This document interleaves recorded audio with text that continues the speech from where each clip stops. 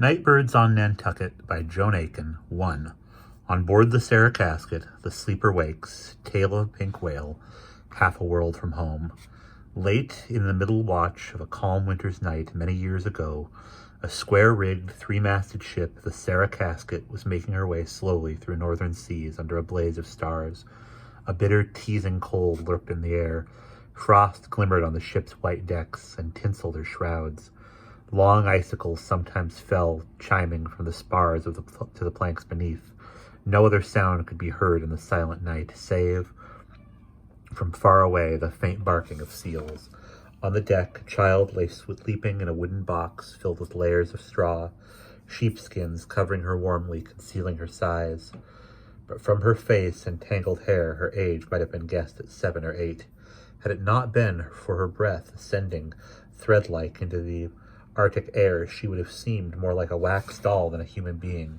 So still and pale did she lie. Nearby squatted a boy, hunched up, his arms round his knees, gravely watching over her. It was his turn below, and by rights he should have been in his bunk. But whenever he had any time to spare, he chose to spend it by the sleeping child. She had been asleep for more than 10 months. Presently a bell rang, and the watches changed. Bearded sailors came yawning on deck, others went below. One, as he passed the boy, called out, "Hey there, Nate! No sign of life yet, then?" The boy shook his head without replying. One of the two men said, "Why don't you give over, boy? She'll never wake in this world." And one, a narrow-faced character with closed-set eyes and a crafty, foxy look to him, said sourly, "Why waste your time, you young fool? If it weren't for you and our sainted captain, she'd have been food for the barracudas long ago." "Nay, don't say that, Mr. Slycarp," somebody protested. She'd have brought us greasy luck so far, ain't she? We're nigh as full with whale oil as we can hold." "Ha!" sneered the man called Slycarp. "What's she to do with luck? We'd have had it whether we picked her up or no. I say she'd be best overboard before it changes. I've always hated serving on a chick frigate." He went below, muttering angrily. Meanwhile, the boy, Nate, calmly and taking no notice of these remarks, addressed himself to the sleeping child. "Come on now, young'un," he said. "It's your supper time." One or two of the men lingered to watch him as he carefully raised the child with one arm and then, tilting a tin coffee pot which he held in the other hand, poured down her throat a thick black mixture of whale oil and molasses. She swallowed it in her sleep. Her eyelids never even fluttered. When the pot was empty, Nate laid her down again in the straw nest and replaced the sheepskins. "Blessed if I'd care to live on such stuff," one of the men muttered. "Still and all, I guess you've kept her alive with it, eh, Nate? Eh? She'd have been skinny enough by now, but for you." "Guess I like looking after live creatures," Nate said mildly. "I've been a-wanting summat to take care of ever since my bird, Mr. Jenkins, flew away in the streets of New Bedford just before we sailed. And Captain Casket says there's no more nourishing food in this world than whale oil and molasses. You can see the young'un thrives on it. Anyways, 6 inches she's grown since I had the feeding of her." "And for what?" snarled the first mate, the foxy Slycarp reappearing from the after hatchway. "What pleasure is it for us to see our victuals vanishing down that brat's throat when, so far as anyone can see, it's all for Habakkuk? Break it up now, men. Those that's going below, get below." The men were disappearing quickly when a cry from aloft galvanized them in a different way. "Blows! There she blows!" The lookout in the cross trees was dancing up and down, dislodging in his excitement about 100 weights of icicles which came clanking and tinkling to the deck. His arms were extended straight forward. "Whale-o! Dead ahead! Not more than a mile!" And indeed, on the horizon, a pale silvery spout of water could just be seen. Like ants, the men scurried about the ship while Mr. Slycarp shouted orders. "Set royals to gallants, bend the stunsails, lower the boats." Light as leaves, 3 long cedar-wood whaleboats glided down from the davits into the calm sea, but just before the boats were manned, a startling thing occurred. As if roused by the commotion, the child, lying in her straw-filled box, turned, stretched, and yawned, drawing thin hands from under the sheepskin to knuckle her still shut eyes. The boy Nate had gone below, but one of the sailors running by noticed her and exclaimed, "Land sakes to glory! Look at the supercargo! She's stirring! She's waking!" "Devil's teeth, man! Never mind the scrawny brat now! See to the boats!" bellowed Mr. Slycarp. Thus urged, the men swung nimbly to their places in the boats, but they went with many a backward look at the child, who was moving restlessly now under the pile of sheepskins, still with her eyes shut tight. Waves of color passed over her pale face, but the boats had sped away, hissing in white parallels over the dark sea before the child finally opened her eyes and struggled to a sitting position. She looked about her blankly. All was still now on board the whaler. Only a few shipkeepers remained, and they were occupied elsewhere. The child stared vaguely about her until at length her eyes began to fix with puzzled intelligence on a few things visible in the dim light from a lantern hanging over her head. She could see white frosted planking, a massive tangle of rigging between her and the stars, a dark bulk, the try-works amidships, and above, the gleam of spare tools lodged on the skids. "This ain't the Dark Dew," she murmured half to herself. "Where can I be?" The boy, Nate, was passing at the moment. When he heard her voice, he started, nearly dropping the mug he carried. Then he turned and cautiously approached her. "Well, I'll be gallied," he breathed in amazement. "If it isn't the Sleeping Beauty woke up at last!" The child stared at him wonderingly, and he stared back at her. He saw a girl with a pointed face and long, tangled brown hair hanging over her shoulders. She looked older now she was awake, perhaps 9 or 10, he guessed. She saw a thin boy about 16, hollow-cheeked and with eyes set so deep that it was impossible to guess their color. "You aren't Simon?" she said wonderingly. "Where's Simon?" "Human language, too. Who's Simon?" "My friend." "There's no Simon on board this hooker," the boy said, squatting down beside her. "Here, want a mug of chowder? It's hot. I was just taking it to the steersman. He's my Uncle Lige. But you might as well have it." "Thank you," she said. She seemed dreamy, still only half awake, but the hot soup roused her. "What's your name?" she asked. "Nathan, pardon. Nate, they call me. What's yours?" "Dido Twite." "Dido? That's a funny name. I've heard of Dionys, never Dido." "You're a Britisher, aren't you?" "Of course I am," she said, puzzled. "Ain't you?" "Not me. I'm a Nantucketer." He sang softly. "Oh, blue blows the lilac and green grows the corn, and the Isle of Nantucket is where I was born. Sweet Isle of Nantucket, where plums are so red, 10 hours and 12 minutes southeast of Gay Head." "Never heard of it," Dido said. "What ship's this, then?" "The Sarah Casket, out of Nantucket." "Did you pick me up?" she asked, knitting her brows together painfully in an effort to recall what had happened. "Sure, we picked you up in the North Sea, floating like a bit of Brit. And from that day to this, you've lain on the deck, snoring louder than a grampus. I never thought you'd trouble to wake up. You seemed all set to sleep till judgment. Captain Casket allowed us how you must have had a bang on the bead, maybe from a floating spar, to knock you into such an everlasting snooze. Can you remember what happened to you?" "Our ship, the Dark Dew, caught fire," she murmured, rubbing her forehead. "Me and Simon was in the sea, hanging on to the mast. Simon was my friend. He was on this ship, bound for Hanover, and I stowed away too for a lark, so's to be with him. You're sure you didn't pick up a boy called Simon?" "No, honey," he said gently, "but there's plenty of shipping off the British coast where we found you. Maybe someone else took him on board." "I reckon that's so," Dido agreed eagerly. "He'll be all right, won't he? I wouldn't like no harm to come to Simon, because he was the only person who was ever kind to me. He was the lodger at my ma's house. He used to tell me stories and took me to the fair. Soon's we get home, I'll ask if he's safe. When do we get to port?" "About 8 months from now, maybe 9. 8 months? Are you crazy? Hey, where in Jonah's name are we?" "North of Cape East in the Arctic Ocean." Plainly this meant nothing to Dido, so he explained. "Soon's our casks are full, we'll be heading down across the Pacific and round Cape Horn back to Nantucket. That'll set you a step on your way. Guess you can find some packet out of New Bedford or Boston that'll take you to England. You'll be home in under a year."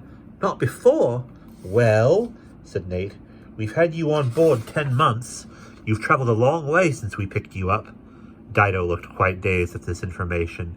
"How did you come to pick me up?" she asked presently. For the first time, Nate appeared slightly embarrassed. "Well," he said hesitantly, "we was a mite off course. It was this how, you see.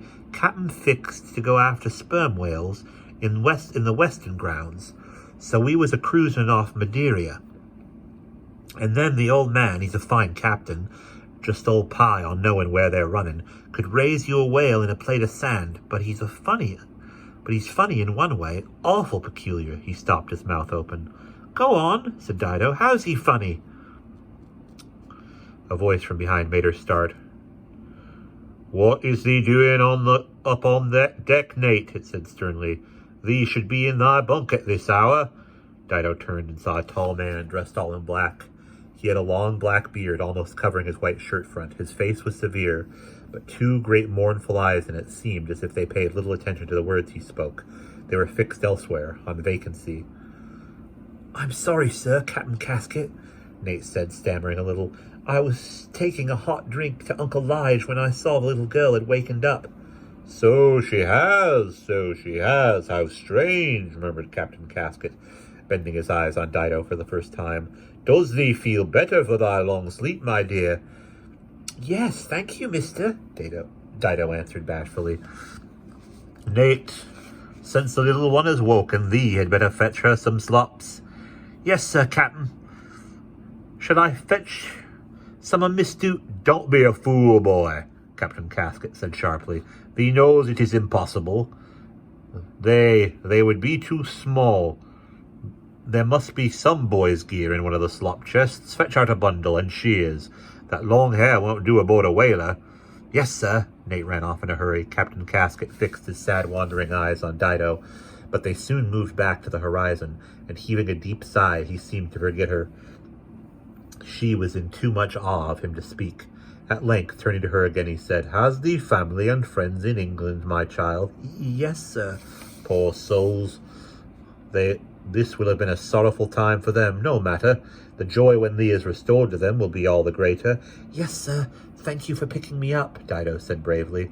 "Providence must have ordered that we should be sailing by. His ways are strange." Captain Casket's grave face lightened in a smile of rare sweetness and simplicity. He added, "Now thee has wakened up, my child, thee can be of considerable help to me in thy turn." "Yes, sir. How?" "Tomorrow will be soon enough to explain the task I have in mind for thee. I will not burden thee tonight. Here comes Nate now with the clothes. When thee has put them on, thee had better sleep again." He moved away silently over the deck. Nate came running with an armful of clothes and a great pair of shears. He proceeded to chop off most of Dido's hair. "That feels better," she said, shaking her head. "Can't think how it come to be so long. It never used. It must have growed while I was sleeping. Why won't hair do aboard a whaler?" Why, because of the gurry," Nate said, grinning. Now can you fix yourself up in them things?" "What's gurry?" "Slime. You'll see it at cutting in time, if the men have had greasy luck." Nate had brought a boy's nankeen breeches and a shirt, a monkey jacket, red drawers, Falmouth stockings, and a pair of leather borgans. "These'll be too big for me," Dido said, but she soon found they were not. "Great snakes! I must have growed 6 inches since I been a-layin' here. I'm big as 11-year-old. Guess that'll be all the whale oil. We could see it was doing you good. You used to cough considerable at first, but you haven't done so for months." Dido looked around to make sure they were not overheard. "What were you a-going to tell me about Captain Casket? And why does he talk in that queer way? He's a friend, a Quaker, that's why." And what I was going to tell you," Nate in his turn glanced behind him and seeing the deck was clear went on, "he's allers had a kind of uncommon fancy, you see. Ever since he was a boy, Uncle Lige says. First off, on this trip it warn't so noticeable. His old lady, Mrs. Casket, she sailed along with us because she weren't well, and they reckoned sea air would do good, but it didn't. She took sick and died, poor soul, afore we ever sighted Santa Cruz. When she was on board, he kept to plain whaling, but when she died and—" Nate came to a halt and started again. "She was a mite solemn-like and fussy in her ways, and scared to death of the sea. but there warn't no real harm in her. She used to make gingerbread and molasses cookies sometimes before she took ill. Can you bake cookies? He asked Dido. No. Oh, well. After she died, Captain Casket got quieter and quieter. Never smiled, not that he was ever much of a one for a joke. Never spoke. One day, he said he saw the pink whale. What's queer about that? Asked the ignorant Dido. What's queer? Well, they don't come pink whales. That's all, but Uncle Lige, he's second mate on this here craft, says Captain Casket forever had this notion that one day he would see one on account of summit that has happened when he was a boy. Some folks think he's a bit touched about it. Though other ways he's sensible enough. Well, one day, off Madeira, he swore he'd seen a pink whale, and nothing would do but we must chase it. Why? Uncle Lige asks Captain Casket, says he wants to get close enough to take a good look at it. Seems there's something special about it he's keen to find out. What? Don't ask me. No, he don't want to catch it, just study it. Then Mr. Slycop, he's the first mate, he allowed as we'd better humor the old man, so he let on as he'd seen it too. We clapped on sail and went chasing up past Finstar and Ushant and Land's End, and next thing we was squeezing through the North Sea past London River, clear lost the pink whale. But that's where we picked you up, only you was fast asleep and wouldn't wake to tell us where your home port was. For all we know, you might have been a Fiji Islander, so I adopted you, kind of like a mascot, because I'd lost my pet minor bird. Then Captain Casket, he sees the pink whale again, off John O'Groats, and she leads us a fair dance right around the Horn and up past the Galapagos and Alaska, to where we are now. Did you ever catch her? Not likely. No one's ever seen her but Mr. Slycop and the old man. Still, we had good luck. We caught plenty other whales after that first little dummy run, but some of the men was a bit ashamed of getting so far off the whaling grounds as we was when we picked you up. Suddenly Dido's lip quivered. I wish you hadn't. I wish some English ship had picked me up. Well, there's ingratitude, Nate said indignantly. He added in a gentler tone. We couldn't leave you to drown now, could we? You'll get home soon enough. But for Dido, the dreamlike strangeness of her surroundings, the huge, dark, frosted ship, the blazing Arctic sky across which mysterious arches and curtains and streamers of red and green now flickered, most of all, the fact, only half understood, that she was an immense distance, half a world away from home. All this was suddenly too much to be borne.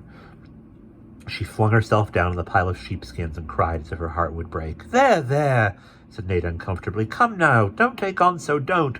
Supposing somebody was to see you. I don't care, wept Dido. I wish I was at home. Oh, I wish I was at home now. Finding her inconsolable, Nate did the kindest thing. He helped her back into her straw bed, covered her warmly with sheepskins again, and left her, giving her a cautious pat on the shoulder. Cheer up, he whispered.